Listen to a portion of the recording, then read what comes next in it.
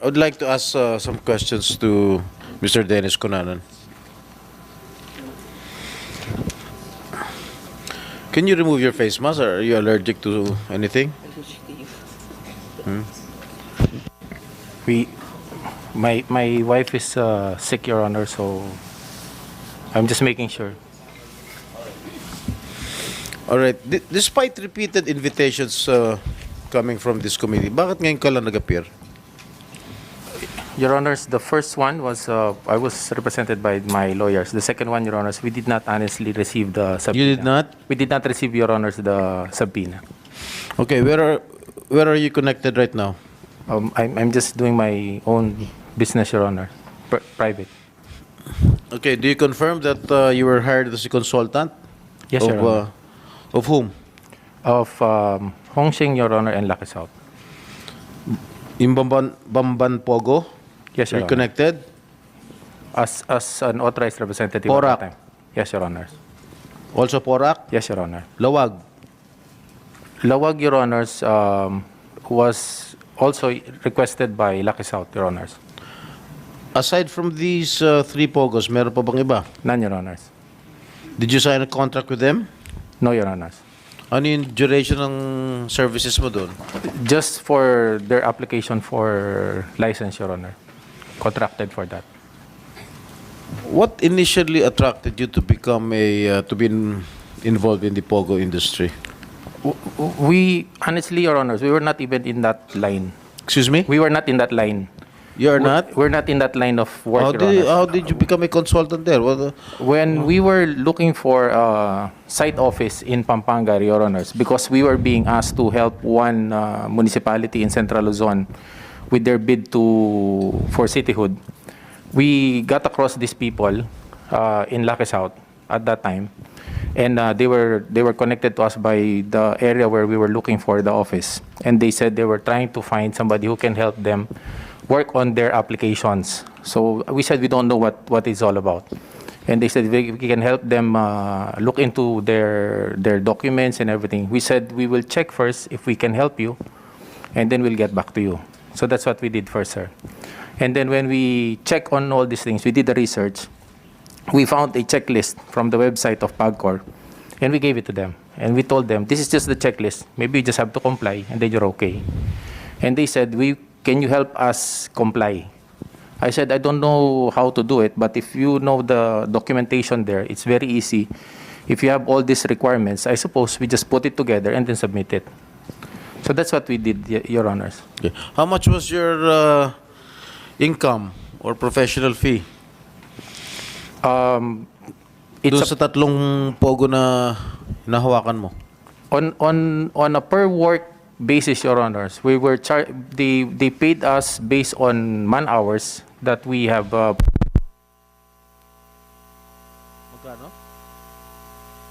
Brownout. May nakatapak siguro ng wiring dyan.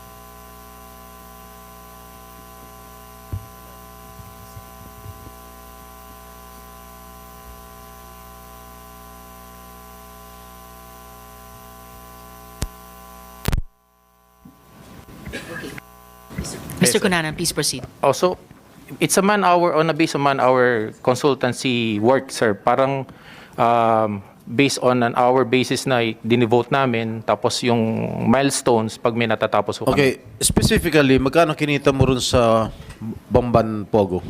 Dun sa Bamban, sir, Magkano yung consultancy fee mo dyan? if we're not, sir, as we have reported, it's about 150,000, sir. 150,000 Peso, sir. per month? Nung tinapos namin, sir, yung trabaho. Ilan months ka nag-consultancy doon? Mga 3 months siguro namin, sir, tinrabaho lahat yan hanggang 4 months, parang ganun. As a consultant, ano ginagawa mo doon? You Pinapakita, prepare what? sir, hindi May lang kinakausap ka sa PAGCOR? wala, sir. Ang nangyari, sir, meron sila kasing mga group nila. So, for example, yung nakikipag-usap sa amin, parang translator, pinapakita niya kung yun yung mga requirements nga na nakalagay doon. Yung, kung yun nga yung SEC, kung yun nga yung kanilang, organizational business plan, etc. So, nung nung tulungan namin sila, sir, ma-identify yon at yun nga yung kailangan nilang i-submit. Nagpa-assist sila kung pwedeng kami mag-submit sa Manila for them. That's why we were there. Meron kang sariling consultancy firm? Yes, sir. So, yung meron kayong kontrata? Hindi na kami, sir, nag-engage into a contract kasi sabi nila they cannot afford a full contract based on our consultancy. Sino kausap mo doon sa Bamban Pogo? Doon sa Bamban, sir, may a certain Vivi Chen. What's the name? Vivi Chen po. Chinese? Chinese po siya na translator. Do you think she's related with Mayor Go? I'm not aware, Your Honors, but she was the one coordinating with us. Wala kayong kontrata? Wala Kasulatan? po, Your Honor. Wala Ano, po. verbal lang? Ang nangyari, Your Honors, when they contracted us, we checked with the local government kung investor nga sa lugar nila yon, and then the mayor at that time verified and Who assured was us. the mayor at the time?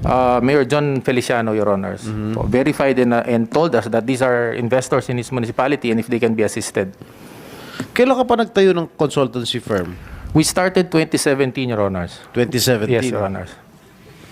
Alright. Doon sa Porac, how much were you paid?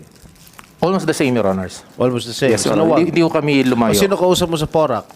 Yung sa Porac ko, Charlotte Sia, Your Honors.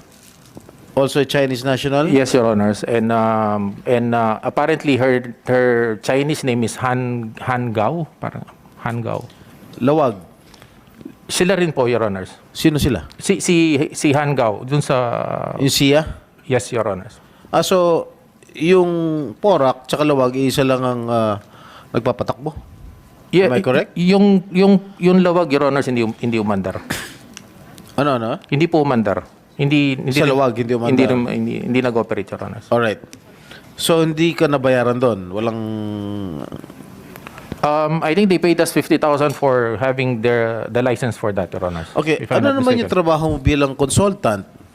Ikaw ba yung naglalakad ng papeles nila para sa permit?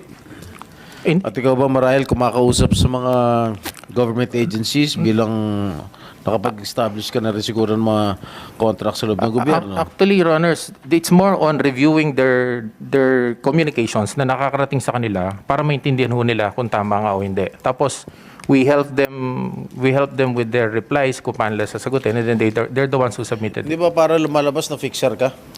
I'm not fixing anything, Your Honors, because at that time also, if we can remember, Your Honors, during the times that all these documents, all these requirements were being worked out, we were under pandemic and we cannot even do any face-to-face with anybody, Your Honors, much of that.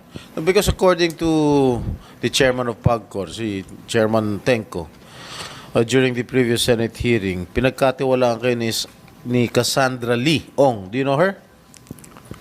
Yes, Your Honors.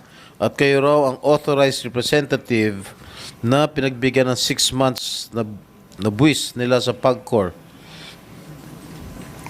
Tama ba? How did you know Cassandra Lee Ong?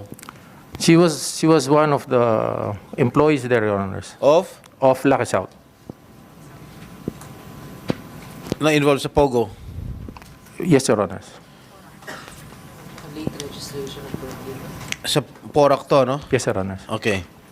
What can you say about the statement of PAGCOR chair? Your Honors, Na kinubra mong pera na Lucky South 99? we strongly deny that, Your Honors, because if Hindi mo raw binayad sa PAGCOR? even for the sake of arguments, Your Honors, if you will look at 6 months, 6 months is 150 per month, after $50,000 per month. That's not even supposed to be $500,000. That's supposed to be about $900,000. And when we parted ways with Lucky South, Your Honors, we parted ways well. I left them June of 2023 because at that time, after the meeting with PAGCOR, where they called for an executive meeting among Pogo operators, where I represented Lucky South at that time as an authorized representative, they already came out with the new guidelines. And the new guidelines specifically mentioned about authorized representative being already as liable as key officers. If I may, SP Pro Temp, interject. Dagdag lang sa tanong ni SP Pro Temp. Opo, ma'am. Actually, iginigiit din ni Attorney Roque na tinakbo nyo yung pera ng Lucky South 99. Totoo po ba yon? No, ma'am. To ask a No, second no. time? Because up until now, ma'am, I just heard about it during the Senate hearing, Your Honor. So, tinatanggi nyo rin yung sinabi ni Attorney Roque. Yes, You ma'am. are opposing what he said. Yes, ma'am. Because up till now, ma'am, if I suppose that could have happened, there are only two things that will happen to me. Either I'm dead by now, or I might be dead by now with that amount, or two, I might have a court case already somewhere happening. But there's nothing of that effect, Madam Chair. Attorney Roque, ginigiit nyo pa rin ba na tinakbo ni Mr. Cunanan yung pera ng Lucky South 99? Hindi po nanggaling sa akin yan. Yan po isang ayon doon kay Cassie Ong. Kaya ko nga po siya so si sinamahan. Cassie Leong ang Siya nagsabi, po ang nagsabi. na Kaya tinakbo po- ni Mr. Cunanan. Oho. At ang totoo po niyan- Teka po. So, si Cassie Leong ang ayon or nagsabi na Tama po yan. tinakbo ni Mr. Cunanan ang pera ni Cassie Leong sa Lucky South 99. Hindi po niya pera, yung pambayad sa PAGCOR. Of course, that's ng what I Lucky mean. South. So, Opo. tinakbo ni Mr. Cunanan, yung binanggit din ni Mr. Cunanan ngayon lamang na 6 na buwang buwis ng Lucky South 99. Yan po ay isang ayon kay Cassie Ong. Yes, and therefore, sinamahan nyo siya sa PAGCOR. So, itatanong ko pa po yun mamaya. Yes, SP Pro Temp, you still have the floor. Thank you, Madam Chair. Kailan na natapos yung serbisyo mo sa Pogo? Yung technical work ho namin, Your Honors, immediately terminates upon issuance of their license. Tapos so, When was this? like yung sa Lucky South 2020 ho nila nakuha yung lisensya nila. Ang ganun din ho yung sa Hong Seng naman 2021 if I'm not mistaken no nakuha nila. 21.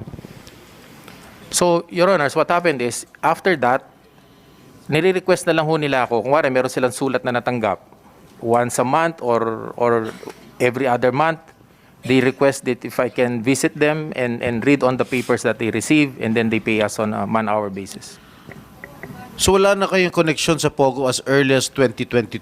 Yes, Your Or Honor. 2021? Yes, Your Honor. Kung kayo, Hindi- bakit kayo nirereklamo noong July 2023 na hindi ninyo binabayad yung taxes ng Lucky South sa PAGCOR? I have the same question, Your Honors. Huh? I have the same question, Your Honors. What do you mean? Hindi rin ko alam bakit. Most likely, it's part of what they want to do, Your Honor.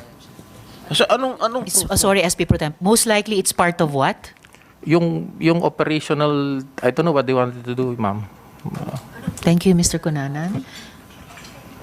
Anong proof mo? Na nagbayad ka sa PAGCOR? Nagbayad ka ba sa PAGCOR? Your Honors, hindi naman ho all the time ako na kapag ho hindi, Pinagkatiwalaan nga sa yung pera eh. pag yung nga kung sinasabi Ni nila, Cassie meron ho Leong. silang hindi lang sila makapunta, but they were the ones who's paying, Your Honors. Pag hindi lang ho sila makapunta ng Manila and they need somebody to help them pay, then we assist them, but we do not handle it, Your Pero ang Honors. sabi nga ni Cassandra Leong, na binigay daw sa yung pera, pero hindi mo nga binayad. Yun ang sinabi ni Chairman Altenco. Which we SP deny, Pro Your Temp, Honors. excuse me, Mr. Cunanan, if I may Yeah. interject. Could we ask Chair Tenco, ano exactly yung sinabi ni Cassie Leong at ni Attorney Roque sa inyo tungkol kay Mr. Cunanan? Nung ulitin ko lang po, nung himingi po ng appointment noon si former Secretary Roque, dumating po sila sa akin tanggapan. Ang kasama po ni Secretary Roque ay si a certain Cassandra Leong. At yun po ang dinudulog niyang matulungan sapagkat ang problema po ni Binibining Cassandra Leong is yung authorized representative nila supposed to be na nakamarka naman doon na si Ginoong Cunanan ay hindi daw po binabayad yung pinagkakatiwala nilang pera kay Mr. Cunanan sa PAGCOR.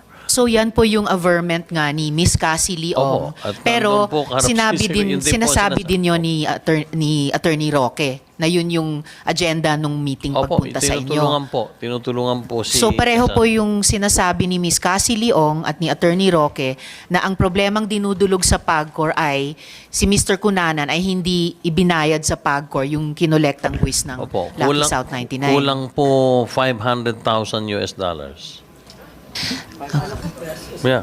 Dollars po, 500,000 US dollars. $500,000 po. Ang totoo po, sabi pa ni Cassandra Leong sa amin noon ni Attorney Fernandez, habang nag-uusap kami, meron na pong nagbabayad sa isang land bank branch sa account ng PAGCOR na partial payment.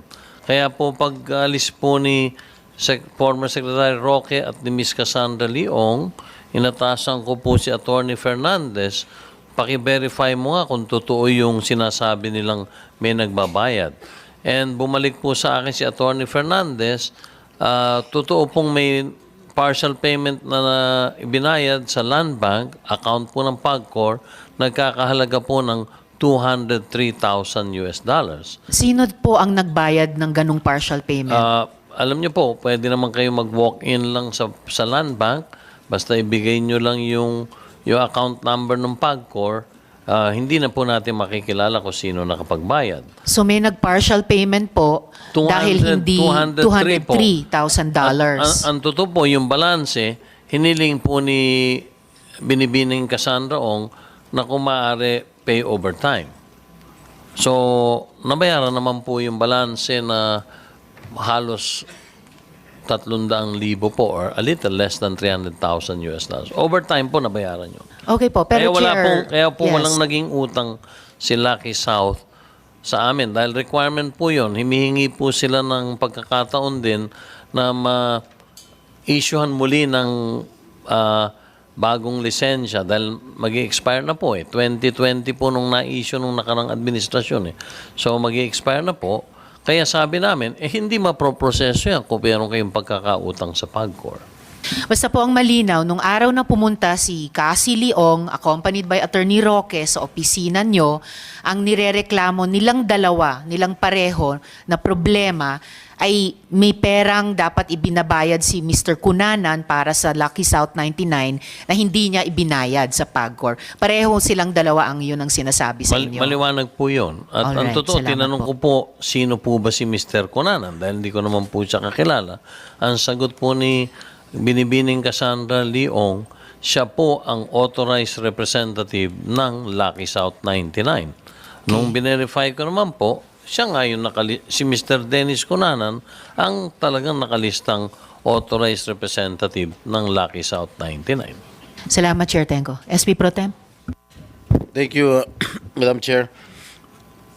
So wala ka nang hinahawakan na pogo ngayon?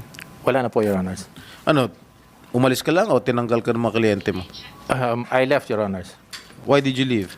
Yun nga po, meron na pong bagong guidelines yung PAGCOR which requires the authorized representative to be as liable as the key officers. And we're not any part of their operations. We don't know what they're doing after. So it's not anymore tenable, Your Honors, to be part of such work. Alright, going back to sa testimony ni Chairman Al, according to Cassie Leong, binigay sa'yo yung pera. So you deny it na binigay sa'yo yung pera at hindi mo binayad? Yes, Your Honors. Yung lahat ng naging accountability namin, Your Honors, were properly documented. And Kasi it was sabi ni it was submitted to them. Cassandra Ong, binigay daw sa'yo yung pera, pero tinakbo mo raw yung pera, hindi mo raw binayad. It's not true, Your Honors. Ha? It's not true, Your Honors. Everything that were entrusted to us were properly documented, Your Honors. How did you know Cassandra Leong? How did you get to know her? Your Honors, when they were talking to us, Ms. Han Gao introduced her to me as one of the authorized representatives supposed to be. Siya, si Han Gao, yung Charlotte, at saka a certain Shang Ji, yung kanilang chairman.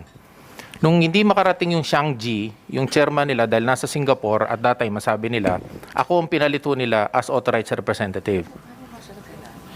How did you know her? Si Sino Char- nagpakilala sa'yo? Yung Charlotte Sia po, sir. Sino si Charlotte Sia? Yung Yung- dalawang may-ari ng yung Porac. Yeah, hindi sir, sa Porac po, tama. Sa Porac po siya na interpreter na apparently when I saw her sign the documents, she was the designated president at that time when she was signing documents for Lucky South for their service provider contract. Hindi kasi nagtataka ako, bakit bigla ka pumasok dito sa Pogo industry? Bakit naging masyadong attractive ka dito sa mga Pogo industry? We were not really attracted, sir. What happened is we were looking for an office in Angeles at that time because we have a client who wanted us to help them with their cityhood campaign in Central Luzon. So maganda pong area, taga Pampanga rin po ako, maganda yung area ng Angeles for our operations. And then, itong mga to, inintroduce sa amin na investor nga po dun sa area kung saan kami tumitingin ng office sa Porac. At sabi, they're looking for somebody who can help them work on things. So, dun ho nag-umpisa yun, sir. Okay, during the duration ng ikaw ang consultant nito mga Pogo na ito, was there a time na nakapag-negotiate ka, nakapag-bargain ka sa Pagcor, halimbawa? No, sir. I didn't even have any chance to go to... Kasi kailangan ng lisensya ng Pagcor. Am I correct? Yes, sir. Hindi ka ba, wala ka bang kinakausap na tiga Pagcor?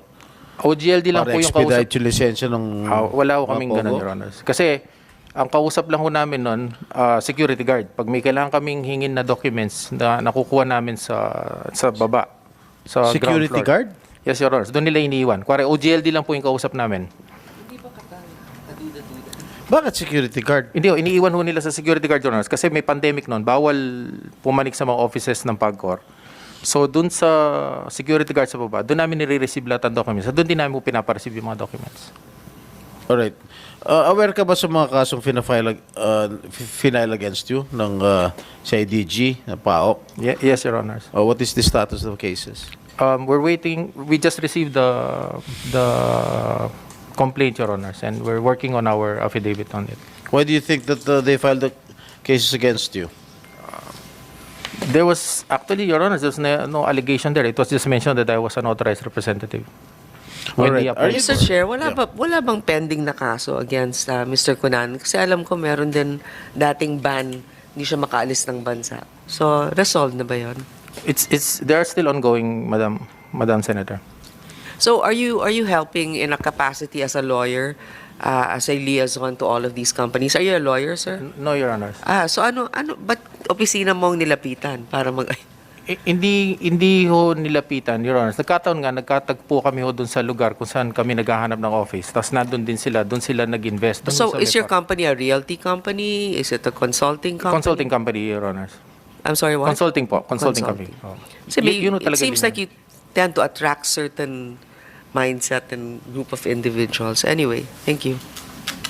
Thank you, Madam Senator Grace. Mr. Cunanan, are you the same Dennis Cunanan who was a former TLRC Director General? Yes, Your Honor. You have been sentenced by the Sandigan Bayan for graft to 10 to 18 years for malversation. We have, Your Honors, which is still pending in the Supreme Court right now, but we have more acquittals that came out, Your Honors. out of Excuse me? that. We have more acquittals, Your Honors. You there were three acquitted? Di ba you were yes, sir. convicted? Meron pong conviction at may acquittal. Oh. May 9 acquittals po, Your Honors. Because, I cannot forget you. Alam mo bakit? During the time, or when I was my second term as senator, when I was already embattled, I attended a Blue Ribbon committee hearing, and you were present there. I remember very vividly. And you told that committee that I'm sorry, this is off topic already.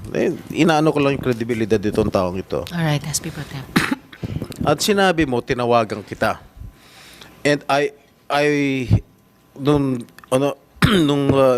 nung tinatawagan kita, sinabi mo raw, I am endorsing an NGO para dun mo ilagay yung pondo ko.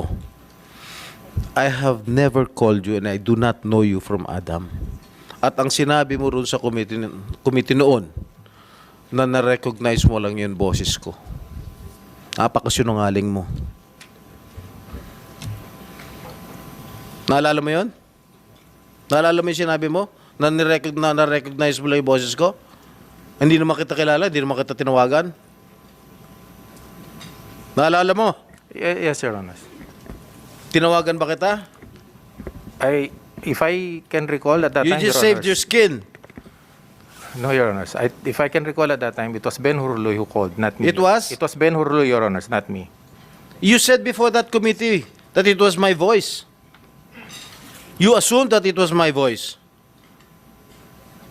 Kaya hindi kita makalimutan eh.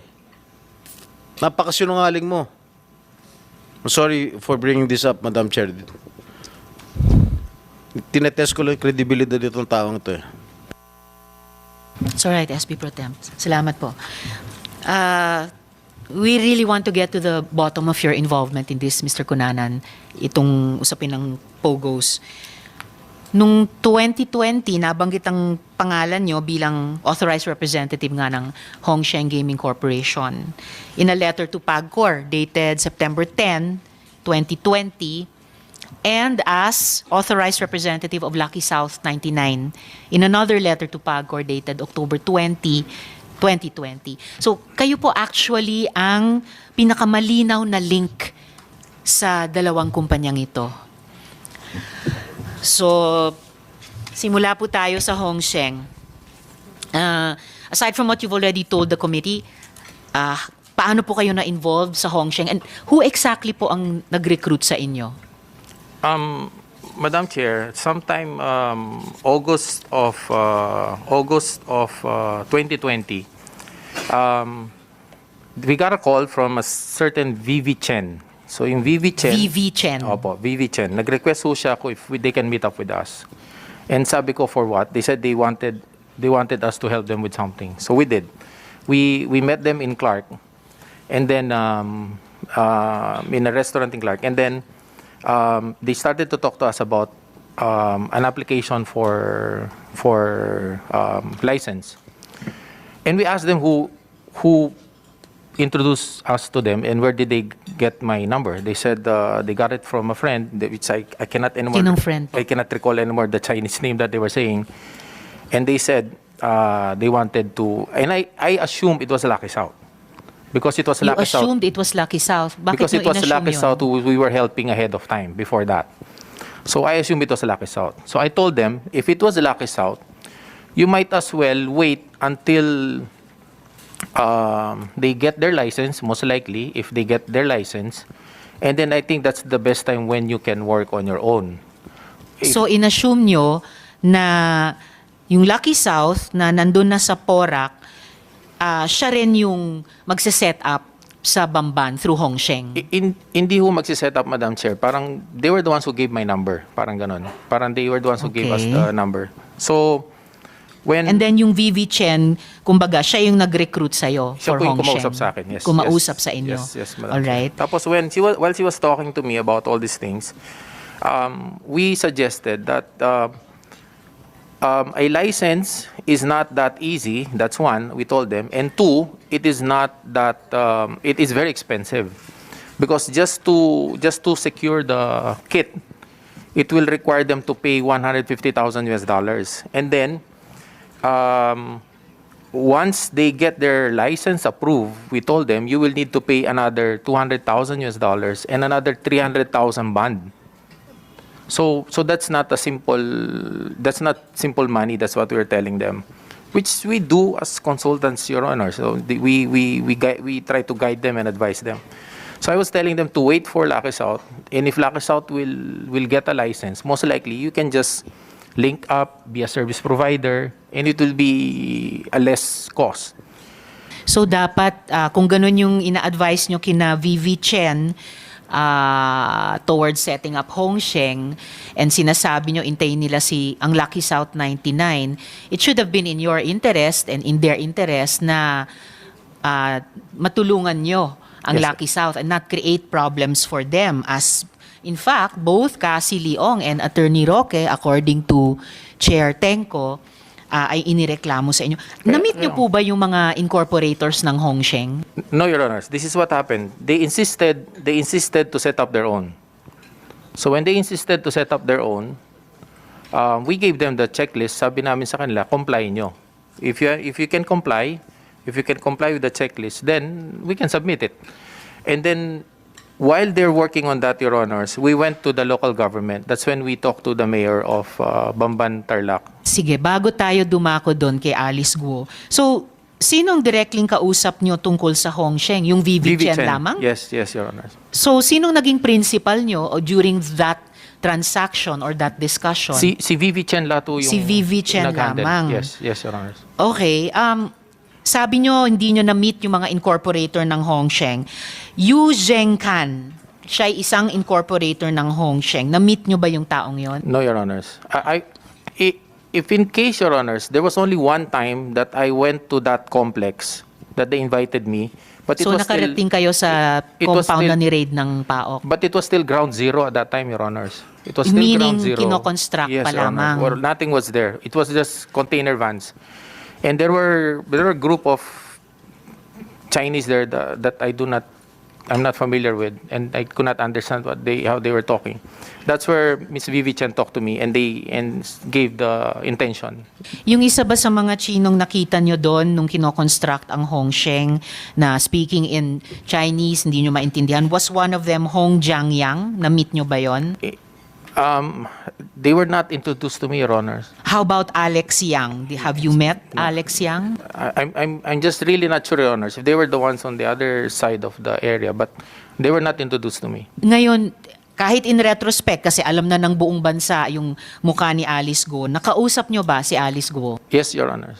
You met her? Yeah. Okay. Ano yung naging interaction nyo ni Alice Guo? She was introduced as the owner of the property at that time. She was the owner of the property. Yes, sir. And siya rin ang may-ari ng Hongsheng? Ganun bang pagkapakilala sa kanya? No. Anong kinalaman niya sa Hongsheng? No, Your Honors. She was introduced as the owner of what's that? Baofu, yung company nila. Owner of Baofu. And then, kasi nga, tulad nung pinapakita nung mga dokumentong pinakita namin kanina, yung mga sulat both ng Hongsheng at ng Lucky South, sa dating chair ng PAGCOR, si dating chair Andrea Domingo, nakabanggit yung pangalan nyo doon eh. So, what about Lucky South 99 naman? Sino yung kausap nyo doon? Yung ako, si Han Gao, si Charlotte Sia. Tapos, So, Han Gao, Chinese name. Charlotte Sia yung Filipino name niya? parang ganun ho. So, Your Honor. parehong tao. Yes, Han one Gao tao. is Charlotte Yes, Sia. yes, Your Honor. All right. And then, ano ang role na ginampanan ni Han Gao o Charlotte Sia in talking to you about Lucky South 99? Apparently, Your Honors, when she was talking with authority para every time she discussed things with me, and sinasabi niya, we got a proposal for SP, can you help us review if it's okay? We started an SP. And then she was the one who signed it, Your Honors, the contract with Kirchner. So, may contract kayo sa Lucky South through Han Gao or Charlotte Sia? Hindi po kami, Aling Your Honors. contract yun? May kontrata sila as a service provider with the mother licensee. Sino yung mother licensee? Kirchner, Your Honor. Sorry? Parang Kirchner. ang pangalan. German? Kirchner? Kirchner. Pakispell po. Kirshner. Kirshner. Kirchner. Yes, Your Honor. So yan yung mother company ng Lucky South 99 In 2019. in Your Honor. 2019. Siya rin ba, itong Kirchner din ba yung mother company ng Hongsheng? No, Your Honor. Ang Hongsheng po, dumiretso siya as a mother license. Hindi po siya nag-SP. All right. So samantalang ang Lucky South 99 dumaan Dumaan po sa muna. Kirchner. Opo, Pero dumaan you po were in replying kay SP Pro Temp, ang Lucky South ay may kinalaman din sa hindi natuloy na itayong pogo sa Lawag. Doon din ba sa Lawag dumaan din sa Kirchner? Hindi na po, Your Honors. By that time, they already have their own... ganito po, Your Honors. What they do is, even if you already have a license, you can apply for another site. So magdadagdag ka po ng bayad sa PAGCOR. So nagdagdag po sila ng bayad for another site. Okay. Bukod po sa inyo, sino pang connecting link sa pagitan ng Hongsheng at Lucky South 99? I'm Sino po yung parehong konektado sa dalawang Pogo, sa Hongsheng at sa Lucky South, bukod sa inyo? I suppose magkakakilala ko sila, Your Honors, kasi nasa isang area tapos nagkakakitaan sila. Sino po yung sila na magkakakila at nagkakakitaan? What happened, Your Honors, is I'm not involved in their operations. I really don't know who their employees are or their people are. They only meet me, either they meet me in a restaurant or they go to my office, or if I ever go to them, they have this like a small holding area where they meet up with me, and then they give documents for review, and then I go. I give them notations. So kayo lang yung nasa hot seat na ito na the link between Hongsheng and Lucky South 99. Well, it so happened, Your Honors, that they became both of our clients, but I'm not even aware that they have anything together. Did you see anybody else there na parehong kinakausap tungkol sa Lucky South 99 at Hongsheng? None at that time that we were helping them, Your Honors. So hanggang ngayon, tinatanggi nyo na tinakbo nyo yung pera ng Lucky South 99. Gaya ng inireklamo di umano ni Cassie Leong kay Chairman Tenco at iginiit din ni Attorney Roque nung sumama siya kay Cassie Leong sa PAGCOR. Yes, Your Honors. There's no such thing. Oh, okay, there's no such thing. Anong pagkakilala nyo kay Attorney Roque? Sino siya sa inyo sa usaping ito? He's a former secretary po. No, of course I know that. Mr. Kunana naman. We're talking about Pogo. We're talking wala. about Hongsheng. We're talking about Lucky South I'm not 99. Please naman, alam nyo naman yung tinatanong ng committee eh. Your Honor. So ano po yung papel ni Attorney Roque sa inyo? Anong pagkakilala nyo sa kanya kaugnay nitong mga iniimbestiga naming Pogo? During the whole Huwag time kang that... piloso po sumagot dito. I'm sorry, Your Honors. I did not intend to do that. But what I was trying to say is, I never... if it's about the operations of Lucky South at that time, I didn't even get to see him there at that time because they have a different lawyer that they were presenting to us. It was a certain Attorney Medina. What's the first name of Attorney Medina? I cannot just get it now, Your Honors, but it's a certain Attorney Medina. That's Attorney yun ng Lucky South 99? Yes, Your Honors. Okay, so kung sinasabi nyo, di nyo alam bakit, wala kayong masabing pagkakilala kay Attorney Roque kaugnay ninyo at ng Lucky South 99. So, why would he complain about the same thing Cassie Leong was complaining about sa PAGCOR? That's the first time I really heard about it, Your Honors. That he was even lawyering for them. Yeah, that's what we were also wondering. Why was he lawyering for Lucky South 99? Sino yung habang nandun si Cassandra Leong at si Attorney Roque sa office ni Chair Tenco, sino yung nag-partial payment para sa Lucky South na $203,000 sa land bank? Sino yun? I really don't know, Your Honors. I'm not part of the company anymore. Because apparently that person na nag-deposit sa land bank ng 203,000 pesos partially solved the problem of Cassandra Leong and Lucky South 99 na ginawa nyo daw problema sa kanila dahil hindi nyo daw ibinayad sa PAGCOR, which is also what Chair Tenco said. Madam Chair? Yes, Have you SP Pro Tem. invited Cassandra Leong during this? Yes, we have SP Pro Temp. Actually, subject din po siya ng subpoena na dinedma din niya and reported by the COMSEC. So, as I mentioned po earlier, the chair will act on any relevant motion dun sa ibang mga tao na hindi nirespeto ang imbitasyon ni ang subpoena o contempt citation ng We komite. can ask Attorney Roque, do you know the whereabouts of Cassandra Leong? Your Honor, I'm here as a resource person because Yes, there's Attorney, a but please consistent... answer the question of the SP Pro Tem. I am, Your Honor, answering the question. Thank you. I am here because I am a resource person. I am being linked to POGOs, which I have denied. Now, I lawyer for Whirlwind, represented by Cassie Ong. I have all the documents to prove entry of appearances in all the court hearings, including verification signed by Cassie Ong as Corporate Secretary of Whirlwind. I do not have any contact with Cassie Ong now because my engagement is only on the ejectment case so far. There was an attempt to retain me for the raid on a residential house in Porac. However, I have not received the board director certificate authorizing me to be counseled there. So I'm only here to talk about myself and to defend myself against allegations that I pogoed against illegal pogos. All right. Thank you. Thank you, Secretary Roque.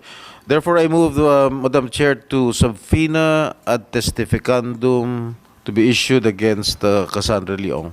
I so move, Madam Chair. SP, may sabina na siya. I'm sorry, I withdraw my motion. Meron na? Okay. Yes, SP Pro Temp, Cassandra Leong is already subject of subpoena by the committee pero hindi niya pinaunlakan. And based dun sa Bureau of BID, nasulat po sa inyo, Madam Chair, nakaalis na raw si Cassandra Ong, June 11. Apparently, SP Pro Temp, si Cassandra Leong ay nasa Singapore na. She left the country already. So, hindi talaga mahuli ito. Hindi talaga makakasipot ito. The subpoena of the committee can remain if the hearing is suspended. The subpoena will remain valid, Your Honor. Okay, Madam Chair, Mr. Cunanan, dalawang tao na nagsasabi dito sa committee nito. Isa yung member ng PAGCOR tsaka si Cassandra Leong na hindi mo nga binayad yung supposedly pera na dapat ibayad sa PAGCOR. At ikaw, dinideny mo naman talaga vehemently. Dalawang tao na nagsasabi sa'yo eh. Tapos ikaw, nagsisinungaling ka pa, dinideny mo. Your Honors, I cannot do what they mentioned with their statements, but I stand by that fact on my side. Plus, Your Honors, if in case I really did that, during the reapplication in September and October, Lucky South still communicated with our office requesting our assistance to help them with their PAGCOR reapplication. Because they said, because we left them already, and if they just wanted to make sure that their documents are properly documented and conveyed together. If in that situation, Your Honors, the fact stays, then I doubt they will even ask me to help them out with the review of their documents. Okay, Madam Chair, we cannot ferret out the truth if Miss Cassandra Leong is not here. So we might as well wait for the appearance of Miss Cassandra Leong for her to corroborate the statements of the members of the officials of PAGCOR. Thank you, Madam Chair.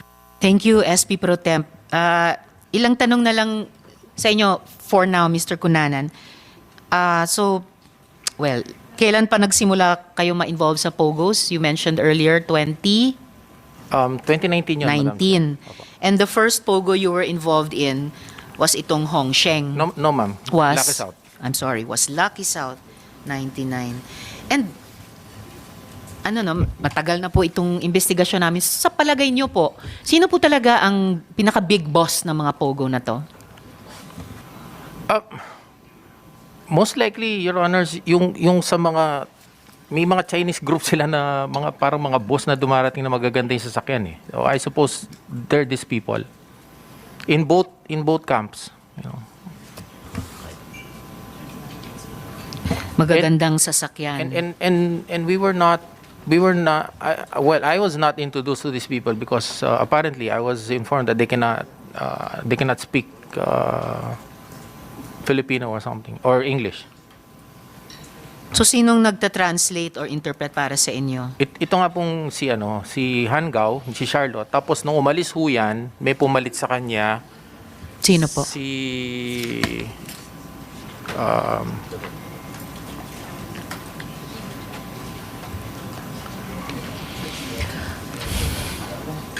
Sarah. Sino